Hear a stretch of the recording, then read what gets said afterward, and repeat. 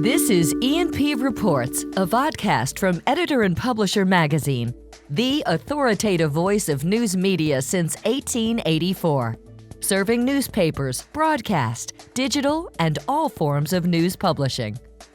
And greetings once again, Mike Blinder, publisher, E&P Magazine. As always, we bore our audience first with housekeeping. If you are listening on a podcast platform of choice, there's some alliteration right there. Follow us, watching on YouTube, then you will please go to the subscribe button below, smash, click, do something with the bell to the right, and you'll get an update each and every time we upload the weekly vodcast series, E&P Reports. Shannon, I think I've known you longest in this industry. You and I go so far back, it's hard to, and you look the same and I got old and fat. How did that happen? It's true. It has been since the mid-90s. I've been in this business. I love what you wrote in your last piece. That's why I reached out to you. We're going to get to that in a second, where you talked about the days at Maine Today, because we were pioneers. I mean, you were in Maine, I was in Maine. I was brought over from the radio side and you were brought over from the newspaper up in Maine. And we didn't have any IAB then. We were making up ad sizes, weren't we? We were just Absolutely. It's one of the first 3 newspapers online in the U.S. The other one that was online with us was the Boston.com. So Lisa DeSesto used to come up, who I'm sure you're friends with up in Maine because you used to live. Absolutely. I bailed. I moved south. But you're still there, which is wonderful. Yes. And you're freezing, I bet, right? It is going into the cold season up here, that's for sure. And congratulations on your engagement to another media icon. You guys, there's so much going on with you, but you hit a nerve with me when I read your advice to entrepreneurs. And I figure now that we're turning into a new year, we should get some amazing advice from Shannon Kinney. If you've lived under a rock, you've never heard of her, but she is the founder and client success officer of Dream Local Digital. You have over 25 years of key news media, digital advertising experience. You are a pioneer in verticals. You were there figuring things out and how to show cars and homes and stuff way before anyone else. But here we are, going into 2024, you and I are both still alive, so we'll chat on all of this on the backside of this message. This episode of E&P Reports is exclusively sponsored by Blocks Digital, formerly Town News. Even though the name has changed, their commitment to the media industry is as strong as ever. Blocks Digital is now even better positioned to deliver integrated solutions like content management, audience development, advertising revenue, video management, and more. Join the over 2,000 news publishers worldwide that power their ongoing digital transformation with Blocks Digital, serving over 141 million monthly users who view over 6.5 billion pages of content each year. You can trust Blocks Digital to empower you, to connect you at scale with the community you need to reach. Blocks Digital, formerly Town News, now reimagined to help meet the news publishing challenges of tomorrow and beyond. Learn more at blocksdigital.com. All right, Shannon, it all came in an email just recently, 6 tips from Shannon Kinney's entrepreneurial journey. Some that I agree with and some I don't. I don't disagree with what you're saying, but they are hurtful in some ways. Yes. Because I get it. You basically didn't pull any punches on this. You said from a lobster boat in a small fishing village of Spruce Head, Maine, which I've been to a Silicon Valley and back, because you have worked in the center of Silicon Valley. I mean, you actually were there when we were all figuring this thing out. You've seen it, you've done it. And let's just do a little speed dating here. Let's run them down and discuss them, if that's okay with you. Absolutely. And then if we still have time, let's talk about the future of media. So you said, pack your backpack. What do you mean by that?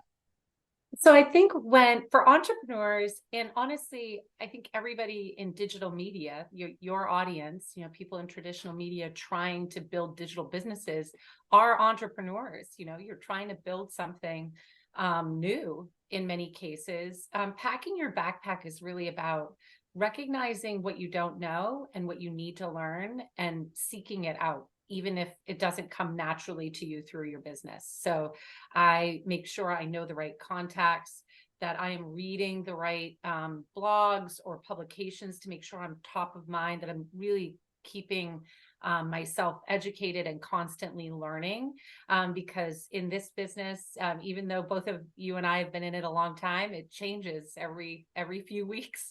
And so we have to really constantly be learning. I agree completely with that. But I also sensed between the lines, don't be fearful of change. No, this was more Yeah. about making sure that you know what you know and know what you don't know, right? Kind of. Yeah, and being really thoughtful about it, and seeking out information and skills or practice where you don't have it, Right. because running the business the old way doesn't work. You've got to pack your backpack with new info. Well, you and I had real jobs. We were working for a company that sold. I think you and I were there with, it was called at the time, Geigenet Communications. We were a team of about 5 very talented people. I mean, it was a great group. And what we were doing was figuring out the internet for not just the Portland Press Herald and their sister paper, but television as well. So we had all that experience going on behind the scenes. I left after the sale because it was a good opportunity for me to go off and start a consulting firm. You left shortly after, right? You moved on. Yes.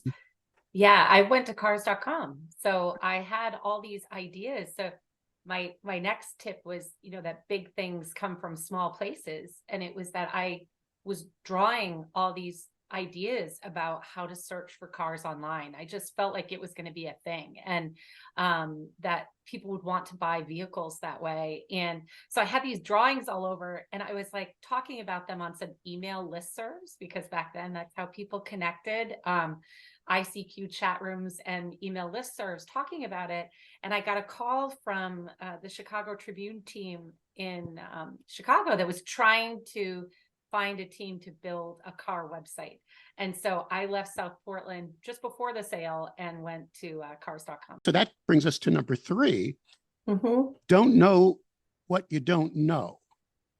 But I think that was, you say this can sometimes be good, but in this instance, it means I didn't know I wouldn't financially benefit from this idea. You were trying different things, you were moving. It reminded me, Right. in my first NA Newspaper Association of America conference, when I went as a young, unknown consultant, Guy Kawasaki was speaking. And he was on the stage. You may have been at this one. I don't know, because we were both, just finding our way. We were both there, yeah. And he said, this is when he was still with Apple, remember way back when. And he said, you guys think too much. Why don't you all have an internet presence right now? Why? Because remember, the print world was thinking it has to be perfect when it goes to press.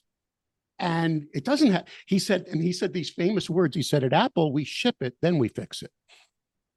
And I'm thinking, it's true. So you just It's true. It's so true. You just run with it. Got an idea, go with it quick. So you had cars.com slowing you down. That's what you said in here, correct? They said, well, what it was I made a deal to go to one of our investors, Knight Ridder, and they wanted me to lead classifieds and product development and get them all making money online nationwide. And it was a huge opportunity for me. And I was really excited about it. I just didn't recognize, I was a naive girl from Maine and didn't recognize that I would lose all my vested interest in cars when I left. I would never trade cars.com in for the world. It was one of the best experiences of my life. And Knight Ridder following it was another incredible opportunity, but I just was too naive to understand what was happening. Like today, I would have made that decision very differently. Well, how many times do you want to talk to yourself back then? I mean, I know, like, hey, keep your stock. It's a thing. I mean, I could go on and on. I keep fantasizing about going back to that day and telling myself the things that I know now. But it's normal for us. But that was a fascinating story, because you moved on to Knight Ridder. Then you did a stint at the New York Times Company, right? Did you get? Yes, I went back to Boston after that. So I was at Knight Ridder for many years, and then I went to Boston where some of the best people in the industry were incredible. It was all a great experience. That I believe was during the day of my favorite billboard of all time. Because remember, the big dig was going on and you were working in Boston. So the whole city was shut down for the biggest, to this date, I think, municipal construction project in history. You had to bury a highway under a major city. And you Yes. billboard for Boston.com that said Boston.com, the only site in Boston not under construction. I thought that was amazing. you were, but you were, That was a fantastic group of people. oh, the best It really of the was. best. All And right. around that time was the fourth topic, which was disruptors can look really naive until they don't. And I think that's something that our industry, like many other industries, has really faced. The music industry faced it. You see this small little disruptor like Google or Facebook, and you think, oh, that's not a big deal. I'm the newspaper. I'm a big deal. And we had opportunities to have, significant ownership stakes at Knight Ridder. We had opportunities to have significant ownership stakes in eBay, in Google, and many other companies that we just, a few of us who had been in it for a while really thought were a big deal, but the, newspaper leadership didn't see those opportunities. Very similar to you saying, what Guy shared with all of us at that conference. I think you think that it's a small little weird company in Silicon Valley, and then all of a sudden they're getting the majority of the ad dollars in the world. And so I think as an industry, we need to, let go of hubris and recognize that disruption can come in a lot of ways, and it could come from a little blogger in your town. And what you need to do is really look at them as opportunities to innovate yourself. Well, this is so common. It's not just our industry. Mm-hmm. Every industry was disrupted and is still being disrupted by digital. I mean, that's one of the advantages you have now of dealing with so many businesses, because you're able to help them. I mean, I can even get prescriptions now. I can get online with a doctor 1,000 miles away. Real estate is under siege. The local jewelry store that maybe can give you better advice on cut and clarity. Everybody has been, I can go on about Uber. True. Yes. And that's still, so I think it reminds me of that old joke. How many psychiatrists does it take to change a light bulb? The answer is one, but the light bulb has to want to change in the first place. And so many people in senior positions don't want to change. They just, right. They want to just ignore it. And you watch businesses that you thought would last forever, ain't there anymore. So let me ask you this, because we're going to get into the last topic for example. That's the one that hurt a little, but it's true. It's just, you took a shot at us. When I say us, I mean the industry you and I grew up in. Let's be honest, you have ink in your veins. You came out of the news. Absolutely. But like me, and I came from the radio and TV side, but I managed a news team on a radio station, managed a news team at a TV station. I still believe in local journalism. Right. But legacy and local journalism is the issue at hand right now. But you got that ink in your veins. I mean, that's still there. You see the mission. God, you were on the board of LMA for 10 years. I am so passionate about local media and creating successful sustainable business models for local media. And I built Dream Local Digital to facilitate that. Like I literally put my own money on the line for that passion and built this business. And the business turns 15 in 2 weeks. I've been at it a long time trying to help create digital opportunities. But I think, my last point in that I think is the one that hurts for both you and I was don't be the frog.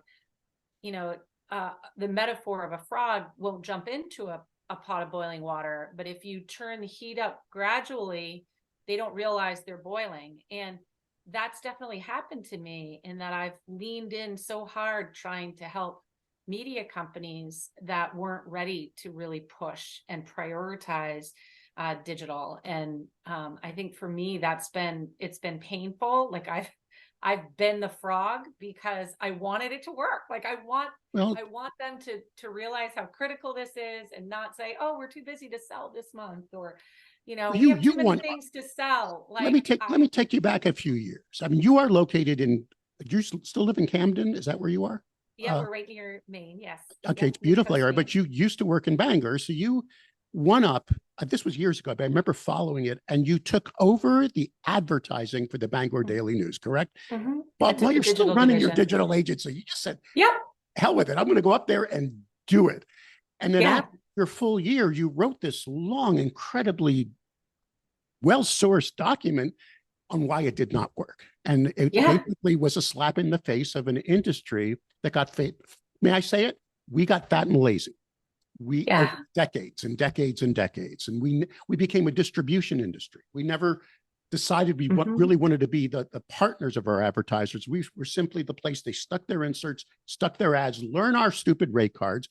If you don't know what a column inch is, then you can't buy advertising. Remember the phone room where thousands of people called you to spend money? Like, oh my goodness. I remember touring that and going, this is... I love the phone rooms. I mean, I think my advantage was coming from radio. I mean, when we interviewed Gordon Burrell and on the latest data, or was it, I think we interviewed his president, Jim. Yeah. He kept talking radio. You know, radio still, and I said, why? I mean, that's the most disrupted industry in the world right now, because everybody's syncing their phones in their cars. Everybody's got their playlist. He said, it's not the media, it's the reps. The hustle. The hustle. They're out there. And I remember my radio days, we always got the crumbs off the table. It was Yellow Pages first, then the newspaper, then the TV station, and then the little guys on the bottom picking up, the extra 20%. So you didn't have that. When you were in Bangor, they did not have the fire in their belly. Is that what I'm hearing? They just didn't want to change? Incredible leadership, like visionary leadership.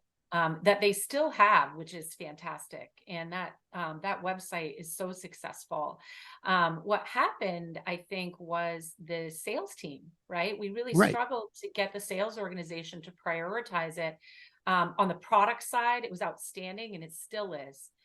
Content side, incredible. It was the sales side making the effort and prioritizing digital sales.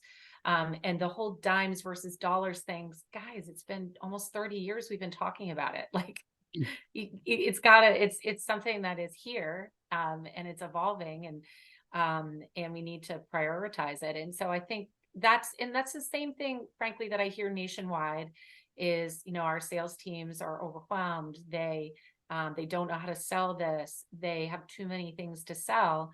And the point But I've been hearing that for 25 years. We've been hearing it for 25 years, and startups would fix the problem.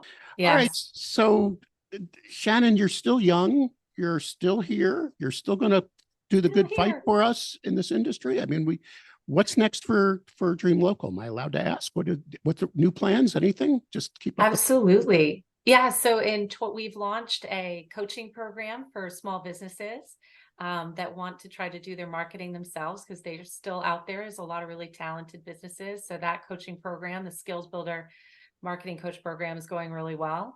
We're working with even more deeply with media partners, but just a lot fewer of them, and really helping them transform and create successful and sales organizations. And then on the direct side, we're selling up market a lot, which is, it's fantastic. It's been a big part of my business, but it's also helping us bring all that knowledge of how to do that back to our media partners. Are you still getting in an air? I mean, Ryan Dorn was on this show just a few weeks ago, and he was screaming, Mike, you got to go back in the field and do those workshops. They're begging. Yes. And I'm actually doing a couple with Ryan in April. All right. So you are going into markets or getting on the planes still? Sure thing. Sure thing. If people want us there, I'm there. I don't miss those days as a road worker.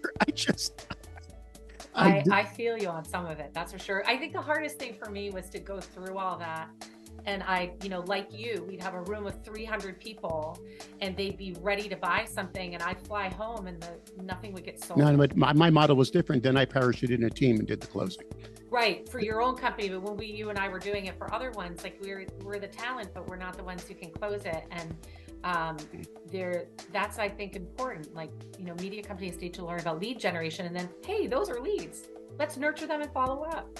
And let's have a real process around that. Because that's what startups do. Nothing's really changed. Whenever I'm giving advice, I say, I've been through this now for years. I said, in the 1600s, to sell a cow, you nailed a note to a tree. Remember this? I stole that from the head of Guy Gannett. What was his name? Jim Schaefer. I remember that. And he said, it's still notes and trees. And that's what we have to get back to, is just don't worry about the media. Worry about how you can get results for the damn advertiser through that media. Right. And just adapt. Exactly right. It changes. Shannon Kinney, if anyone wants to get a hold of you, you have a very difficult email address. I'm just kidding. What is it? Shannon@dreamlocal.com. There you go. Dream Local Digital is up and running. By the way, you still white label for media companies, right? We sure do. And you've got a great, White label. all I hear is success. I hear about great customer support. I just hear good things. 96% retention rate. There you go. Clients. Congratulations on your success. Thank you. Congratulations on your marriage, and keep us Thank informed you. at ENP. Great. Thank you so much.